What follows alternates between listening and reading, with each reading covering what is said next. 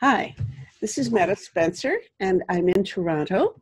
And I'm going to be speaking with a friend of mine who's in New Delhi, India, which is a real thrill for me because I haven't talked to anybody from New Delhi, India on this show yet. And she's a pretty big thrill anyway. This is my friend Jill Carr-Harris, who is a Canadian, but she's also a person who's been living in India for 30 years or more. And she is a Gandhian. So those of you who have a nonviolent streak in your background or interests, this is for you because she and her husband, Rajagopal, are among the most prominent leaders of the Gandhian succession, I would call it, in India. And it's really, they're doing absolutely wonderful work.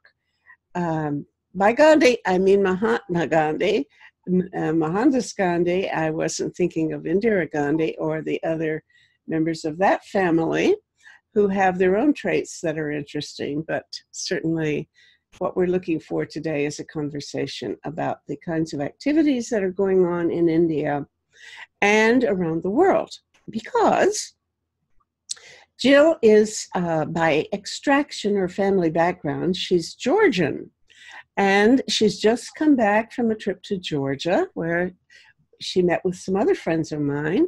And she's going to bring us up to date about what has gone on in Georgia lately.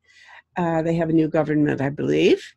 And she's been traveling, and she has big plans for a march across Central Asia coming up. So we will have a conversation about that too. But say hello, Jill. Hello, everybody. This brings your face up so that we can all get a good look at you. So, Jill, I'm so happy to see you and to hear about your recent trip. Tell us about what's been going on in Georgia. And I don't mean the state in the U.S., I mean the country, Georgia.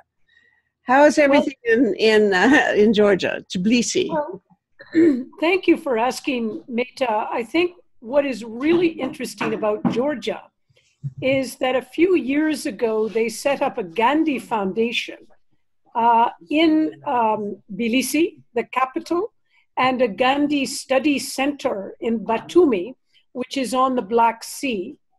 And they have taken very seriously the study of Gandhi among young people, as well as some Gandhian action. So recently, in my trip to Georgia, I met the president of Georgia, who is newly elected, and she's a woman, isn't she? She's a woman, Salome. And what her name is? Salome Eshvili. And she is basically very pleased with the Gandhi Foundation because in a meeting that we had 3-4 years ago, we were able to not only celebrate Gandhi, but to bring about $350 million worth of investment into Georgia. So we gained not only peace, but help Georgia in terms of some of its development projects. So the president who's newly elected, is quite interested in seeing the promotion of Gandhian work in Georgia and in the Caucasian region. And as you may know, Georgia is 30% occupied with the Russian army that came into Georgia in 2008. And like what we see in Crimea, it has been a little problematic for the governance of Georgia because part of their country is occupied. So in that situation, the president is particularly interested in a peace process. Well, is there any effort to try to reverse this bad relationship, which is clearly an understatement, with any kind of nonviolent action? What kinds of prospects do they have for settling this dispute? Well, I think we are not able to say from our side how they will settle the dispute, but what we are trying to do is share notions of peace with the civil society and common ordinary people. As a result of those efforts of setting up a Gandhi Foundation in Tbilisi, they were also able to set up a Gandhi Foundation in the occupied region of Abkhazia, in the city of Uchamchira, which meant that the Gandhi Foundations can talk to each other. And Gandhi Foundation was one group that was acceptable to both sides. And I think this shows that Gandhi still has a certain amount of pull and reach in areas like Georgia that are suffering a lot of different territorial conflicts. And this makes us very happy that we can play a role in terms of a way of helping local people to work out some of their conflicts. Mm-hmm. Okay. Well, that's beautiful. Is it easy for people to go back and forth across the border there into Abkhazia? And is Ossetia part of this whole problem? South Ossetia is another region which has also been occupied as Abkhazia. So the Georgian government does not recognize the Russian occupation. And the government in Abkhazia and South Ossetia are trying to get their new government legitimized. So there's two conflicting perspectives. I would say that this is why Gandhi provides a very interesting way of providing a perspective where the dialogue can begin and people will not close themselves from that dialogue. This is important so that people can work out their various issues and differences in a way that will lead to the peace of both areas of Abkhazia and Georgia. Okay, now let me, just for my own poor memory, refresh my recollection. Is South Ossetia considered a separate country, an independent country, and Abkhazia also considered an independent country, two different independent countries? Or are they considered part of the same independent country, new country, or are they considered part of Russia itself? Well, there's quite a bit of ambiguity because the Georgians see South Ossetia and Abkhazia as part of Georgia. Yes. And the South Ossetians and Abkhazia see themselves as allied with Russia. So, but what the dialogue could achieve, is to look at ways of building sovereignty within a sovereign nation, So giving a certain kind of sovereignty to people to live in a way that they can still remain in relationship to Georgia. So these are the kinds of dialogues. There is a particular in Geneva, a dialogue going on between Abkhazia and Georgia that is internationally mediated. And that has continued for a number of years. But it seems to be somewhat not moving or advancing very quickly. And so the beauty of a Gandhi Foundation in both areas is to pick up some speed in that dialogue. And I think that is why the president is very interested in a peace effort. The president herself is not interested in taking sides. They're trying to find a resolution to this. So remarkable. I don't know any other president of the country who would take such a nuanced stand about sovereignty issues. Now, are these two, when you say Abkhazia, it's as if the Abkhaz independence issue or sovereignty issue is not a part of the same package as the South Ossetia claim. Is that true, or do they think of themselves as somehow potentially an independent country, allied with Russia, but independent? sovereign countries. These are all, if I say one thing, the other side will say it's not quite that way. Okay. So it has to be very careful in how you speak, because from the Georgian side, they see this as their territory.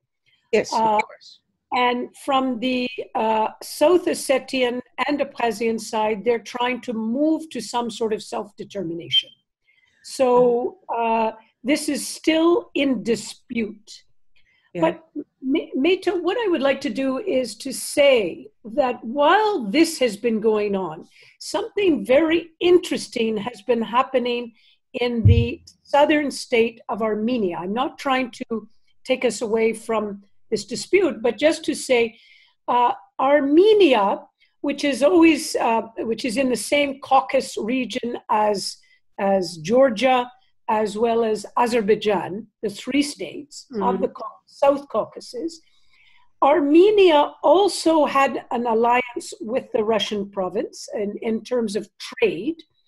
And very recently, because of nonviolent training, the Armenian people have chosen a prime minister that has actually used Gandhian techniques to have a nonviolent revolution without breaking any windows. He has come to power last March in 2018, and this is an incredible thing because he used the Gandhian techniques of marching around the country, talking to people, engaging them, and he came into power in March as an interim prime minister, and in September he was confirmed in a complete electoral process by 70% of the population.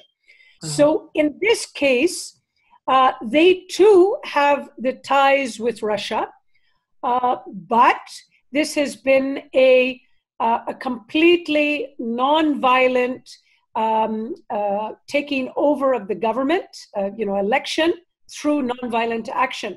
So I think we are trying to promote strategies of non-violence to allow local people to determine how they see their leadership, what parties and so on.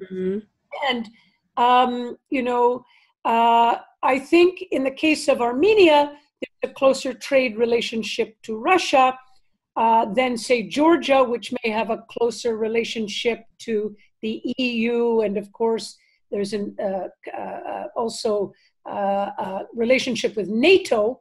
But it's up to the local people to work it out non-violently, engaging their population in a process which is not easy, but is possible, I think, using a lot more dialogue and non-violent strategies. So I just use Armenia as an example because we had a direct involvement in that in terms of training of people who later came into power. Wonderful. And that was a good example of what Gandhian ideas can do, in governance. Absolutely. Yeah. And also, it's delightful to know that, of course, Gandhian ideas have caught on, have become so influential in that area, not just because of you, but to the very fact that they're able to know about Gandhi now. I remember being in Poland in 1989 or so, and talking with people in the Solidarność movement at that time. And they had seen the film Gandhi, but they told me they had not been able to read any of Gandhi's work. So Gandhian thought was really a big discovery for them at that point, and they were quite interested in it. So I see that, the countries that had been part of the Warsaw Treaty Organization, part of the Soviet realm, now they are in a position to get interested in nonviolence, maybe ahead of us, certainly, in taking up the idea of doing some kind of protest actions that bring about real social change. Good for you. Yes. Yes. So now you mentioned NATO in connection with Georgia. Georgia's not a member of NATO yet, are they? I think NATO is very strong in Georgia, and I cannot speak on their membership because I know they're not a member of the EU. But I do know that part of the reason that the Russian occupation took place is the fear that Georgia would become part of the NATO membership. So, there's been a lot of jittery feelings about NATO on the other side. And this is where the conflict gets very polarized. What is important, I think, about Gandhi is that it's a way of trying to not see polarization, to find real common ground, not look for differences and then try to resolve conflict. Mm-hmm. In our own experience in India, Meta, what I've always seen that we've tried to do is to look at disarming the opposition before it becomes too polarized. Mm-hmm. And my own relationship with Gandhian movements has become a very deep-seated belief because there's so much polarization in politics in so many countries. I think you're well aware of that. And it's worse and worse every day, It's worse and worse every day. We in fact, have had discussions on this in the past. I think I see a Gandhian exposure, a Gandhian governance, the influence of nonviolence in economy as a way to stop such extreme polarization. In the governance field, polarization of political opposition doesn't necessarily get us to resolving conflict. So this has been a good experience for me to see Armenia and the way that it had a very, very bitter political past, and yet we now have a popular president who is really trying to bring the country together and also has an appreciation to bring the Caucasian region together. Because I think the European Union still remains a great experiment of bringing, traditional opposition countries together, France and Germany, Germany and England, Germany and Italy and France and so on, bringing them together into a union. And, I think the Caucasian region feels, in some cases, those that are supporting some of the Gandhian work, that more Caucasian coming together would be good rather than being divided against each other. Mm-hmm. These are small nations, and they could do a lot better in preserving their ecosystems, dealing with many of the climate crises problem that they face.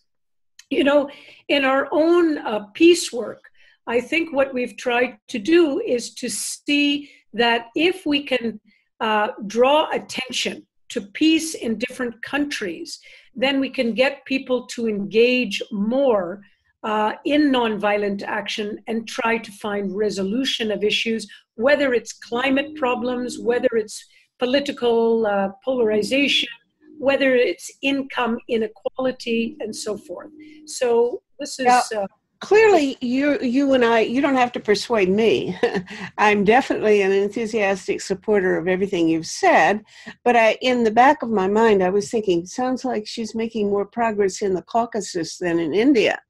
When I think about the government of India, led by Modi now, as being not particularly hospitable to Gandhian approaches to conflict matters.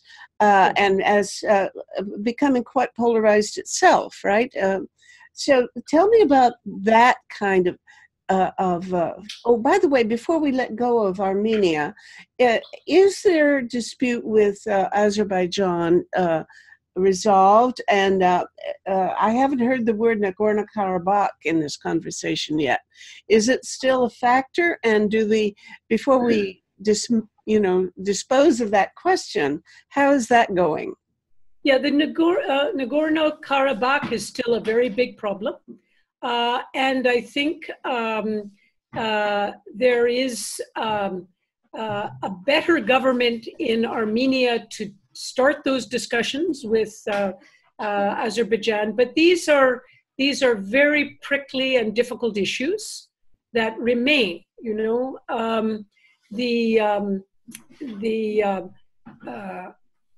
Armenia has both problems in Azerbaijan, which had a traditional link with Turkey, as well as Turkey. So I think this new prime minister has many new challenges ahead, but I sense that there is a greater hope that things will get better. They're slowly taking small steps, and I'm not privy to that much knowledge of how they're moving.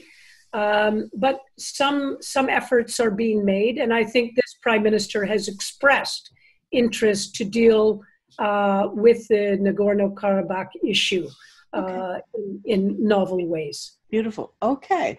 Now to switch to this more difficult and less optimistic sounding issue, and that is your relationship with the government of India. Am I correct in, well, let me just give my own uninformed impression from this part of the world, which is that over time, the influence of Gandhi in India has sort of been on a gradual decline anyway, but with ups and downs along this downward course, and that the rise of Modi has not helped a bit. Can you say whether that impression is right, and what, give me your thoughts about this man himself and his government? Well, I think, we have to get beyond personalities and sort of demonizing one person and so on. This is not going to get us, very far. In terms of our own work with grassroots communities, we have tried to take a non-party political stand. As you might be aware, as you well said, Gandhi was quite popular for a generation or so after his passing, after his death, in terms of the Sarvodie movement. You may remember there was, a land movement called the Budan movement, and there were village movements called the Gram Dan movement, and many good things happened. Mm-hmm. And in the 1970s, one of the followers of Gandhi, Jay Prakash Narayan, he brought the young people together in order to really talk about people's politics, because he realized that party politics always gets you into party polarization. And I think this was a very unique contribution, which later got formulated as non-party political formation, non-party politics. Mm-hmm. And it seems to me that if we're going to get out of polarized politics, we have to build at the grassroots level, at the people's level, where people are, a sense of what their needs and aspirations are, and to help, build greater ways that people locally can come together, express their needs, and make the government accountable because they're informed. Many times I find that when we're just in personality politics, people get very, very emotional and riled up, and often will follow politicians that don't actually assist them with, basic needs or their basic aspirations. Yeah. Now that is really one of the things that haunts me. Lately I lie awake at night wondering about the simple question of why it is that voters so often and so conspicuously vote against their own interests, contrary to their own interests, and such that with the slightest investigation and the slightest awareness, they could easily see that what they're voting for is contrary to their own interests in many different dimensions. We see that very clearly in the movement in the U.S. now, the Trump, et cetera. So, but now you just said something that piques my curiosity, because you are linking that irrationality to the strength of political parties or the partisanship that goes with it, that the polarization is the result, and that because of polarization, people don't think, they just take sides and line up with their tribe. Is that, I haven't heard it, you didn't say it quite that way, but that's what I jumped to that idea from what you said, and it's a very interesting idea. Is that maybe true? Well, yeah, I think that's a fair rendition of what I said. Yes, it's really important. I want to underscore that people look at policies, understand this socioeconomic context, so that they can make informed choices. And we're often pork barrel politics. We're often that immediate gratification, that sense of immediate, economic well-being tends to drive us, rather than looking at a long-term social vision as to what's good for the country or what's good for my community. And so because of this lack of informed policy, there is a kind of a tendency to move towards group politics, whether it's caste politics, whether it's a kind of a narrow politics, which then gets exploited by different parties. So the Indian social fabric is highly complex. It's 1,300,000,000 people. It's over 28 states. It's a huge country. Now, Jill, are you implying that there is an increasing polarization now among these different communities? Is that true? Because certainly, I would have thought from this vantage point from Canada, my assumption was that there's a lot of support for Modi's government, but it would be a unifying support among all of the Hindus, and that it would be a polarizing force with respect to the relations with Muslims and maybe other groups as well. But you've said, tell me which is right. No, I think what is happening is that the fabric in India is very complex, and it's made up of different classes and castes and regions and minority groups, like religious minorities. And so what you have is a realignment now.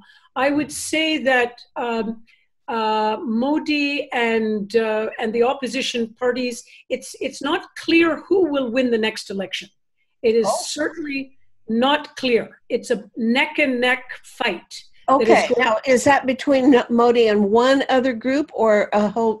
Is it really a toss-up among several?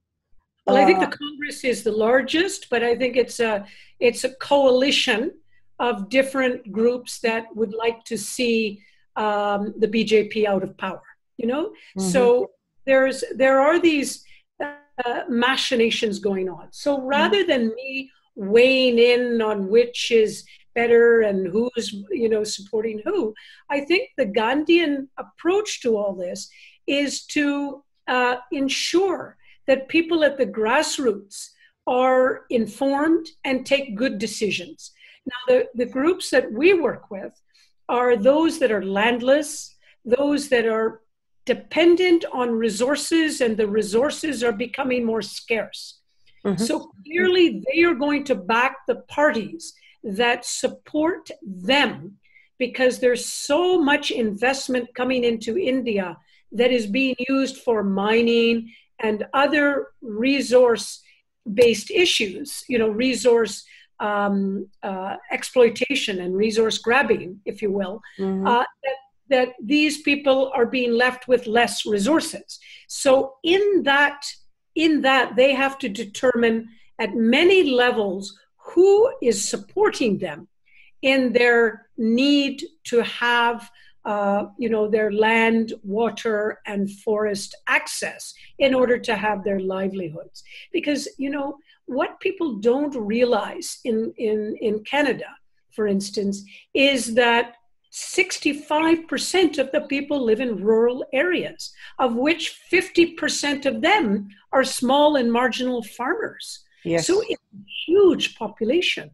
Mm-hmm. Our indigenous population in India is around 90 million, 3 times the Canadian population. So these are all communities that are resource dependent.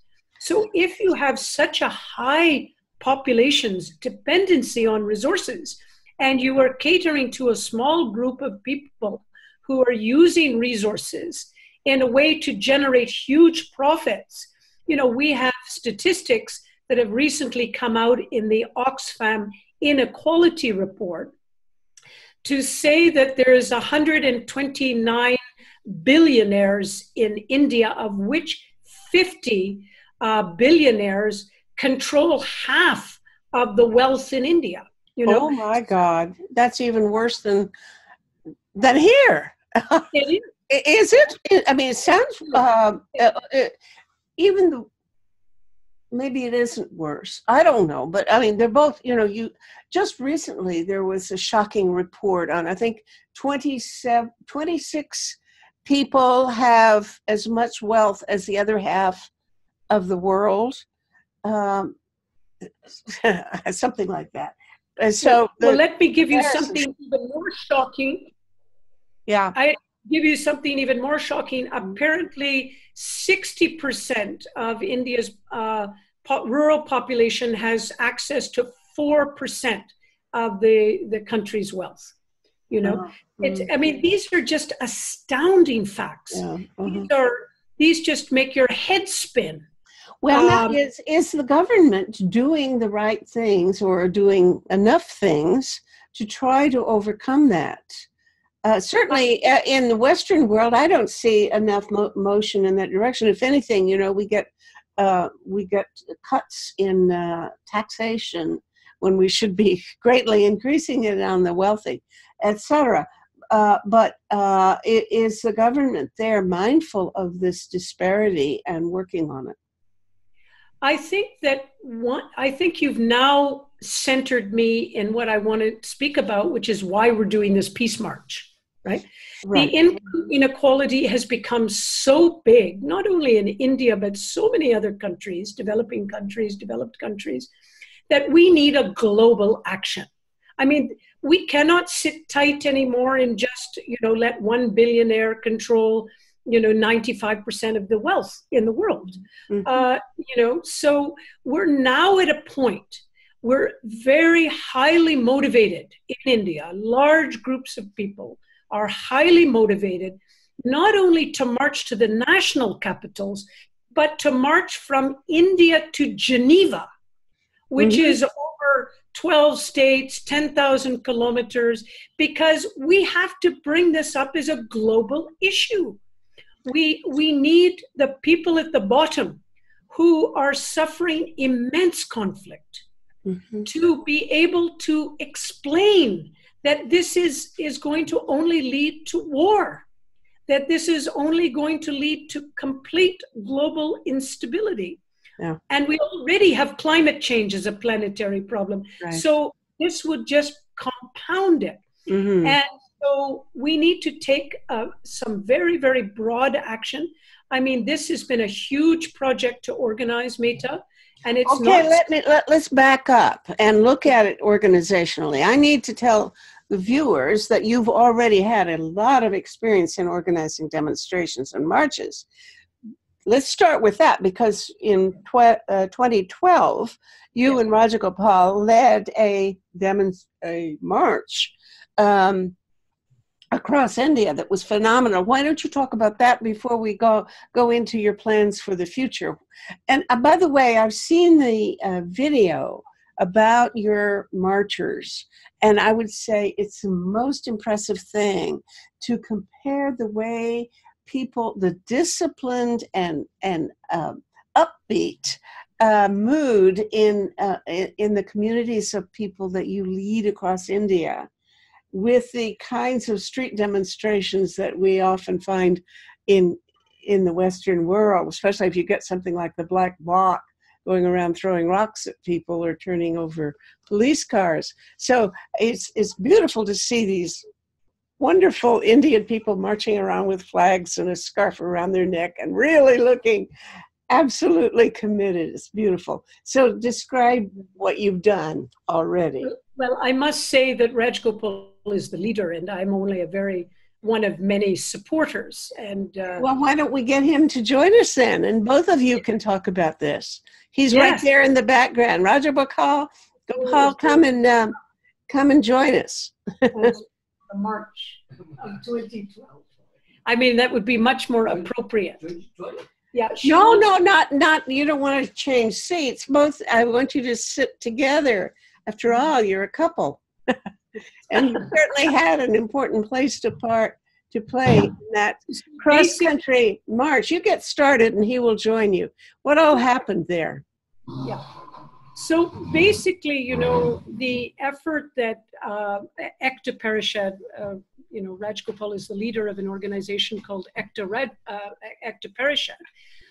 Basically, the idea is to help the poorest communities stand up for themselves and participate in a social action, their social action, because they are affected, their land rights, their forest rights are being affected, and to march. So this is not by their advocates, it's by the people themselves. And what is so phenomenal about that is that they're trained in nonviolence. And so Rajagopal, who I'm just going to turn over now, was really instrumental in training them in nonviolence so that they could take up these large marches. And it's from this that we can then go to the international march. So Rajaji. Right. Rajaji, tell us about what you did in 2012. I think we've just lost the picture, but I need my glasses because I can see you. You're looking good. I can't see him as well because he needs to scoot up a little closer. But as long as your voice is audible, that's what counts. Hi, Rajagopal. Hey, yes. So tell us about what happened in 2012, because you marched across India and you won in a certain sense, right? Yeah. So, you won we had a march in 2007. 25,000 people marched all the way from the city of Gwalior to the city of Delhi. Mm-hmm. So 350 kilometers in 1 month, right? Mm-hmm. And that brought about a change of policy. That is where the Forest Rights Act came, because indigenous people were losing control over land. And because of this... Using what kind of land? This is forest land, you know. See, Indian land is divided into forest land and revenue land. You know, revenue land is basically managed by the revenue department, and forest land is managed by forest department. So people lost a lot of land to the forest department because indigenous people were living in the forest, and they were asked to leave because protecting the forest was important, wildlife sanctuaries were important, and national parks were important, and tiger reserves were important. So indigenous people who thought all this forest and rivers and mountains are ours for many years suddenly lost control of their land and livelihood resources. They were made to move out of the forest. So this act of 2007, this particular action of 2007 brought about a new law that allowed the indigenous people to go back to their land. And now Government of India and different states are distributing land to indigenous people or giving them their title for land. Mm-hmm. So this is a very important thing, you know, people coming together, taking up their own issues, acting in large number, acting non-violently and challenging the government and getting the policies changed is something which is very, very important. And then we followed it in 2012. Initially, it was only 25,000 people in 2007, but in 2012, we had 100,000 people marching. And this is one way what you are doing is scaling up non-violence. If 25,000 people can act non-violently, can 100,000 people act non-violently? So a constant effort in terms of training young people to understand non-violence, act non-violently, challenge policies that are impacting the life of the poor people. So in 2012, we were able to bring about a new law in 2013, which is called Land Acquisition Rehabilitation Resettlement Act. Now, So this is your success, because your demand was for land. For the marchers were asking for a little piece of land, and now they got it. they got it. And then, so what we are trying is this, what you call the people's politics, people cutting across states, language, religion, caste, etc., coming together to address basic issues rather than getting lost into ideological debate and only elections and winning and losing, etc. From there to understand, look, we need to come together to argue for issues that are affecting the poorest section of the society. So that was before your march, you had meetings then with people talking about the issues that they were going to be demanding and asking them to put their notions and their needs up front. Is that right? No, this is many years of work, because we have social activists trained. They go back to villages, they organize their community, and they try to solve small problems at their level to begin with, so that they know how to act non-violently. And then all of them together identify a larger issue that is affecting millions of people at the national level, country level. And then we decide, okay, in 5 years' time, we are going to march to Delhi. So it takes 5 years for prepare a big march. So each one will collect one handful of rice. Each one will put 1 rupee into a pot every day morning or every day evening. Each one will write a letter to the Prime Minister of India. Each family will prepare who is going to march in 5 years' time. So this is a huge preparation for a big non-violent action. So one handful of rice or 1 cup of rice is saved every day for the time when the marcher will be away. Imagine 100,000 people putting 1 handful of rice into a pot every day. Right. Imagine one person putting 1 rupee, that is the smallest coin of India, into a pot every day. So this is basically millions of rupees, millions of handful of rice, or millions of postcards. So very decentralized way of acting, very decentralized way of making people responsible for their own, taking responsibility for their own life.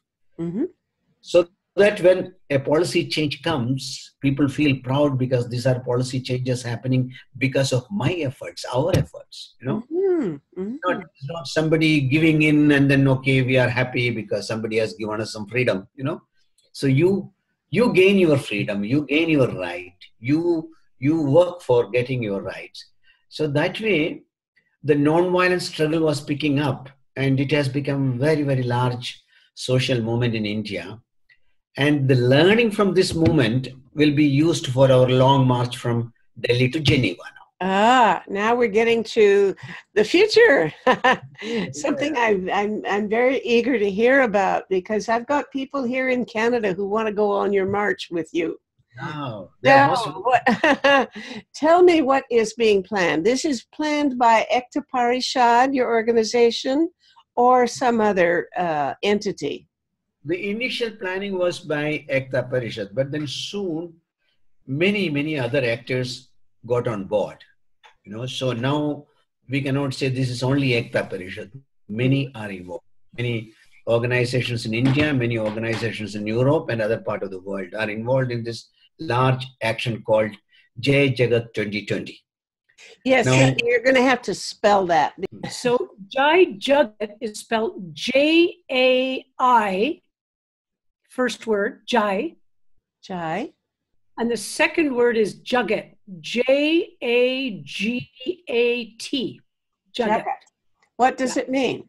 So Jai Jagat is a salutation, like hello, good morning, namaste, Jai Jagat.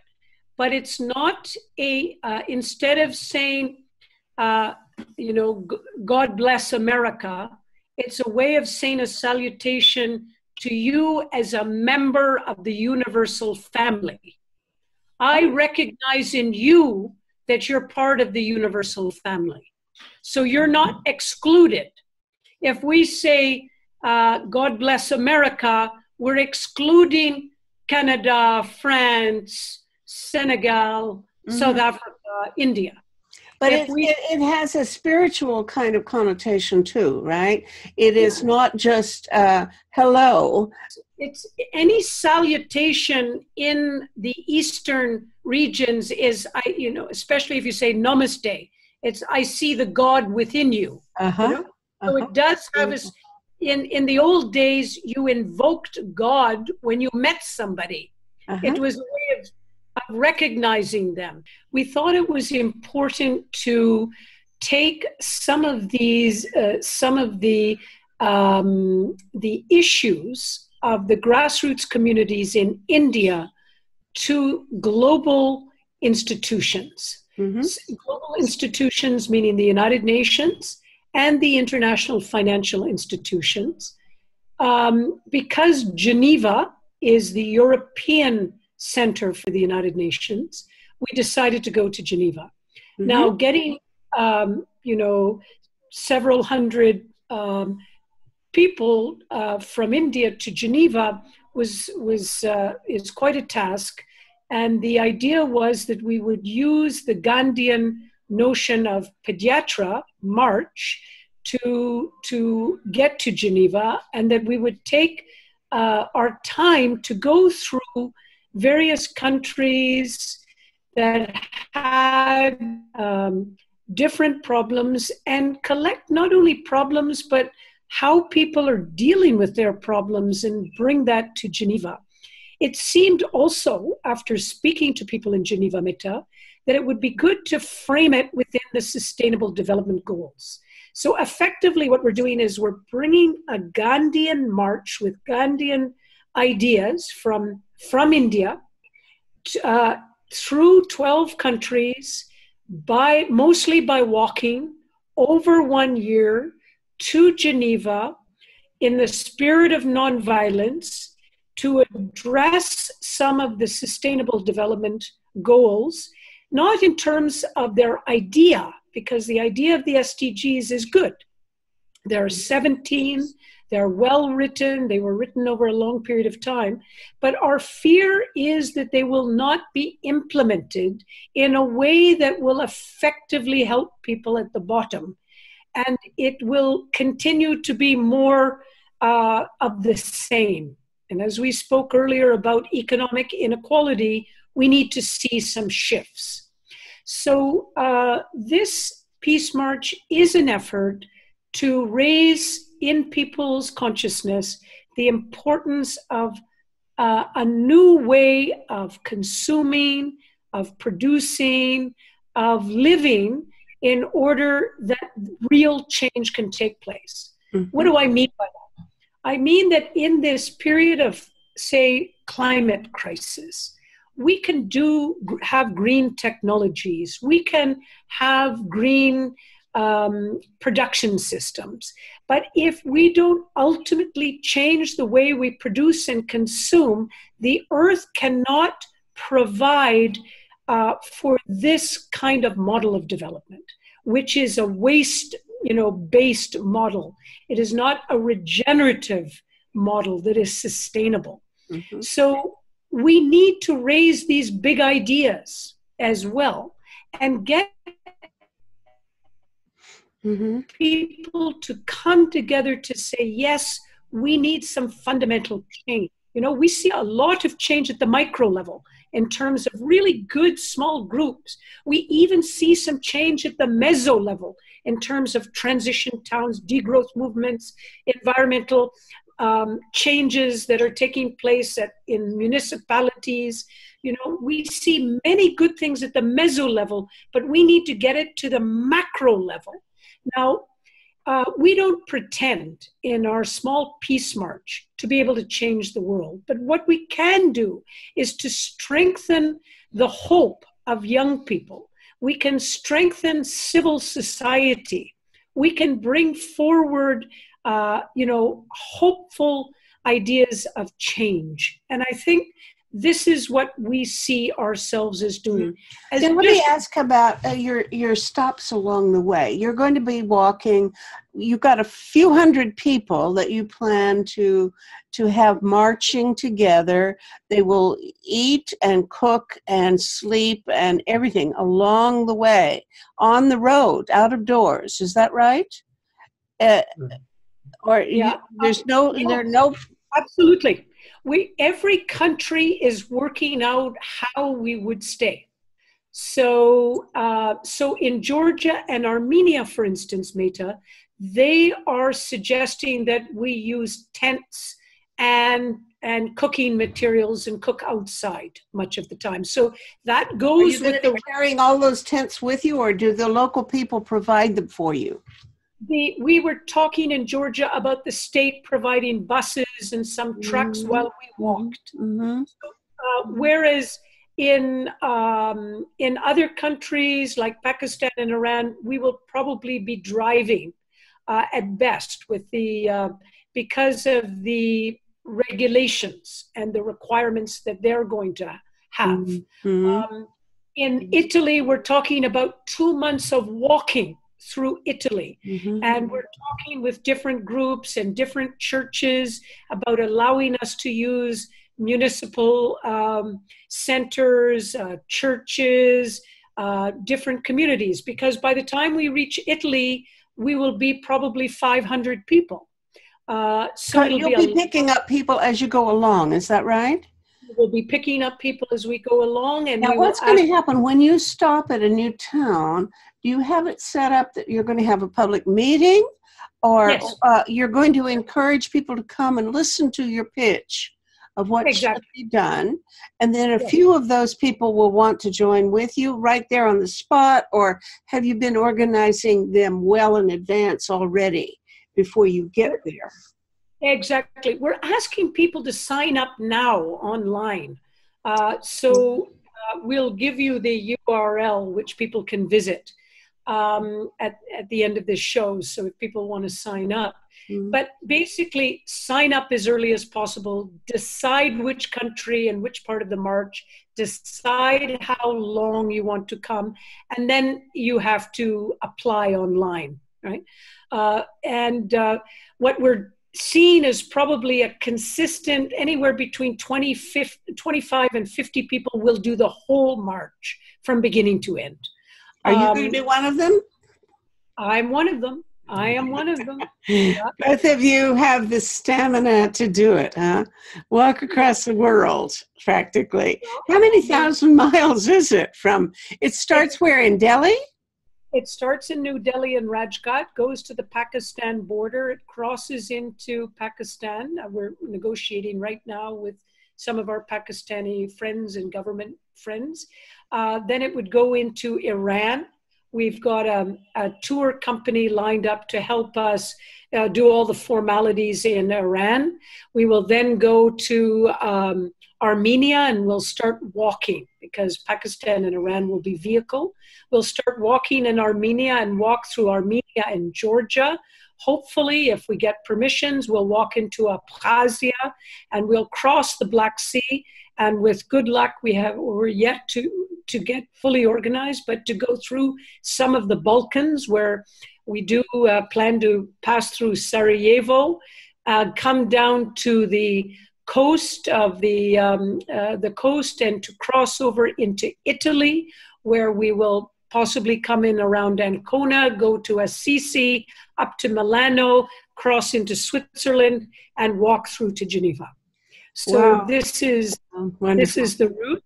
And what is really interesting is we're hoping to have about a dozen peace conferences all along the route, because I think more than walking, it's getting people together in different peace conferences. So the Republic of Georgia has said they want to have a very big peace conference.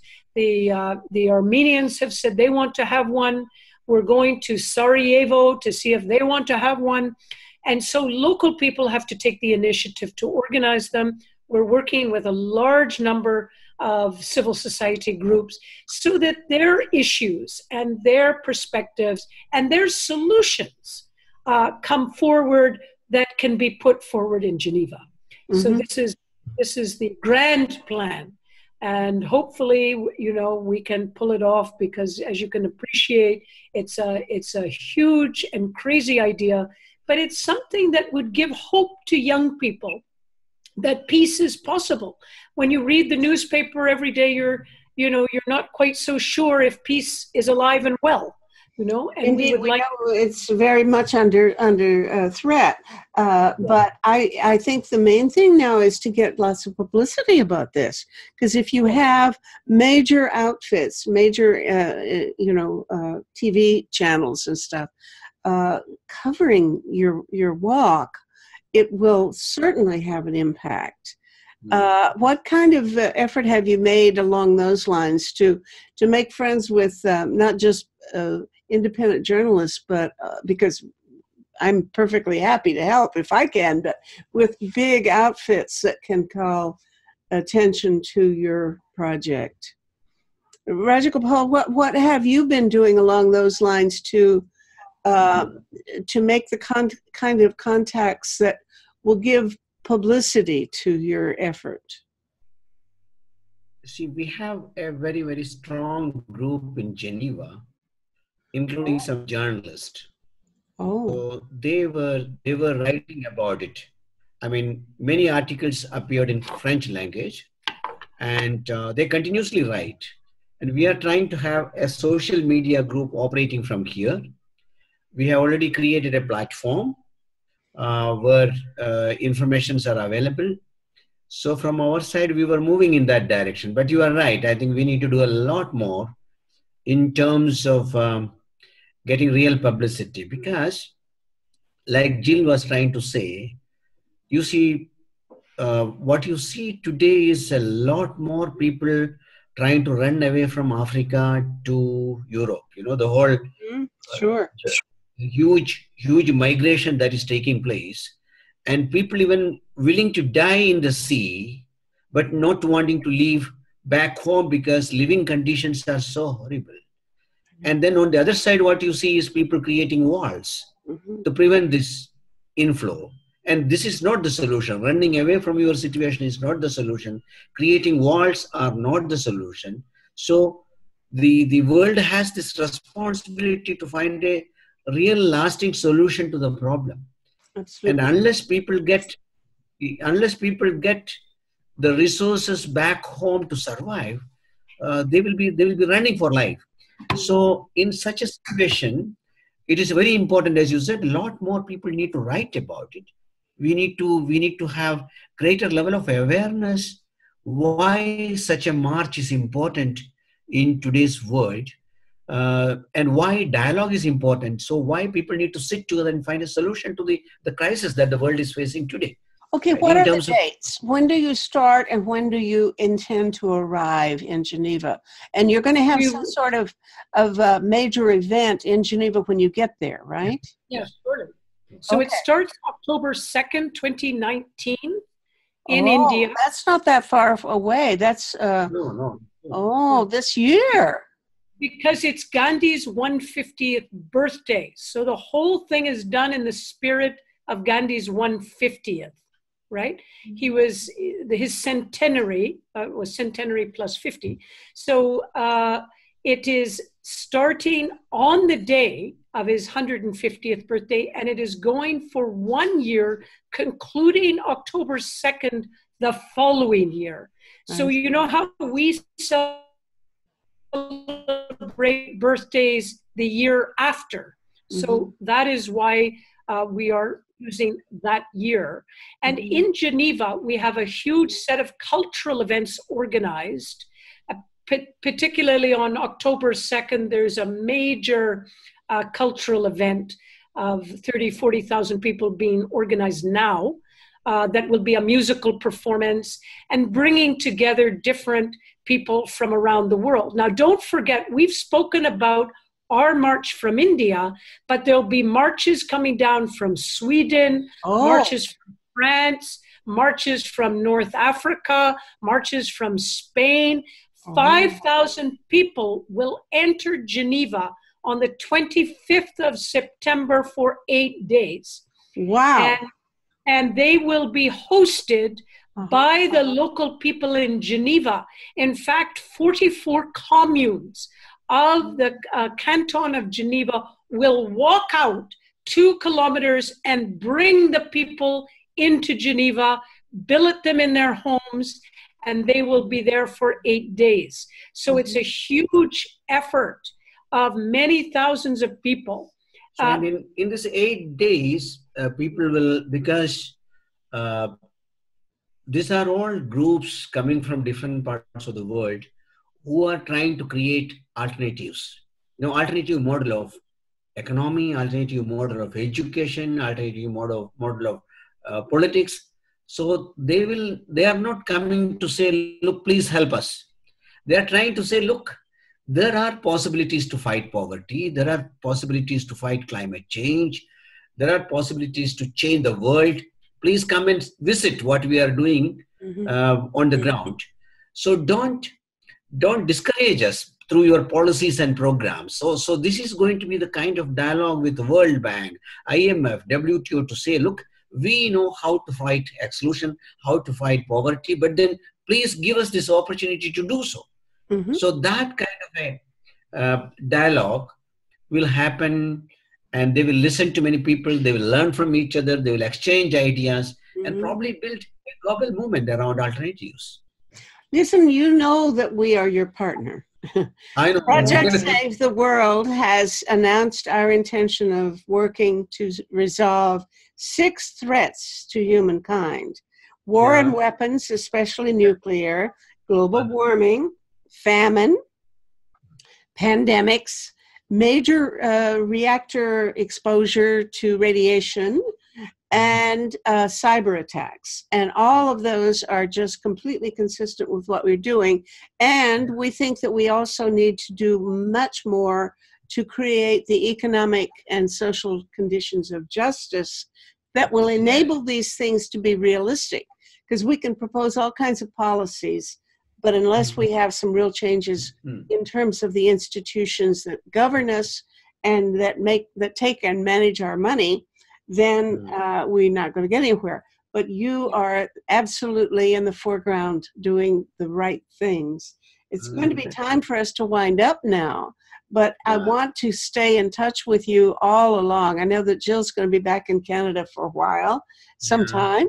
And but throughout this whole project, I want us to be working together, and I will do everything I can to promote your efforts, because it's a glorious project, and I give you my heartiest approval and thanks and gratitude, because although you say we don't think we can really change the world, the hell you aren't.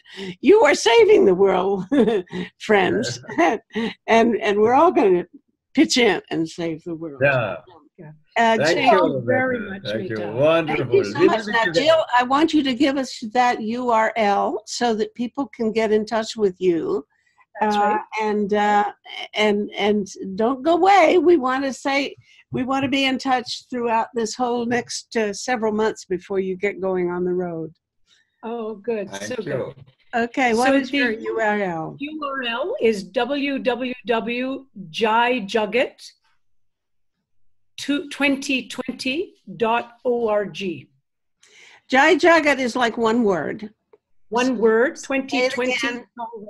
Spell it all out. Okay, it's JAIJAGAT